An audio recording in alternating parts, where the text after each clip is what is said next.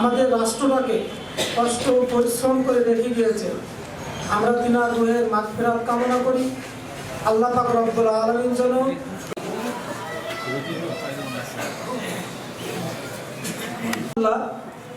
তার থেকে আমি ছোট্ট একটি কথা বলে আমি দোয়া শুরু করব। পবিত্র কোরআনুল কারিমের ভিতরে আল্লাহ পাক রব্বুল আলামিন বলেন, ফালিয়াতহাক্কু নেত্রী বেগম খালেদা জিয়া এই অনুষ্ঠান আল্লাহ পাক রব্বুল আলামিন যে কোনো এক বান্দার দোয়া কবুল করে তিনার কবরটাকে জান্নাতুল মাকাম দান করে। সকলে বলে আমিন। আমরা আউযু বিল্লাহ বিসমিল্লাহ সূরা ফাতিহা একবার তেলাওয়াত করি। أعوذ بالله من الشيطان الرجيم بسم الله الرحمن الرحيم الحمد لله أحد الله الصمد لم يلد ولم يولد ولم يكن له كفوا أحد وأكبر دور شرفت اللهم صل على محمد وعلى آل মায়েরা চলের মতো আগলে রাখছিল আল্লাহ। বুঝতে পারতেছি এখন আল্লাহ দেশনেত্রী কবরে যাওয়ার পর বুঝতে পারতেছি কত শূন্যতা আল্লাহ। مجيد اللهم آمين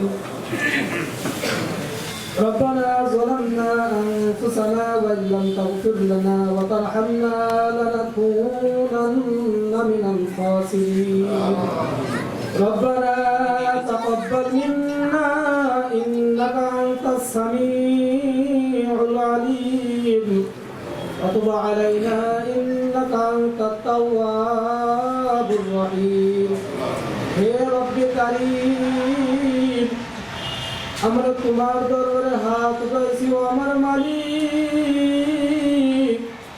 আমরা গুনাহগার মানুষ আল্লাহ, পাহাড় পরিমাণ গুনাহ। তুমি তো আলিমুল গায়ব, পৃথিবীর সৃষ্টি হওয়ার আগের খবর তুমি রাখো, পরের খবর তুমি রাখো আল্লাহ। এই উদ্দেশ্য করে হাত উঠাইছে আল্লাহ। জানি না ওই কবরটা কোন অবস্থায় রয়েছে আল্লাহ। আমরা গুনাহগার মানুষ আল্লাহ।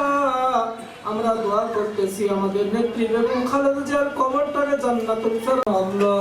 সেই নেত্রী আমাদের থেকে আল্লাহ চিরজীবনের জন্য চলে গেছে আল্লাহ। সেই নেত্রীর কবর আল্লাহ স্বেচ্ছাসেবক দলের নেতৃবৃন্দ সামনে রয়েছেন আল্লাহ। হাত উঠাইছে আল্লাহ করে আমি মালিক সেই দোয়া ফেরত দিন আল্লাহ। আমাদের প্রিয় নেতারা হাত উঠাইছে আল্লাহ। তুমি যে দোকান হাত পছন্দ করো হাতের বানাইয়া দাও আল্লাহ। বাতিল যেন আল্লাহ থরথর থরথর করে কাঁপতে থাকে আল্লাহ। দেশটাকে যেন মায়ের মতো বাবার মতো আগলে রাখতে পারে আল্লাহ, সেই তৌফিক দান করিয়া দাও। আজ করে আল্লাহ আমি আবার বলে আল্লাহ কবরটাকে জান্নাতুল ফেরদাউস বানাইয়া দাও।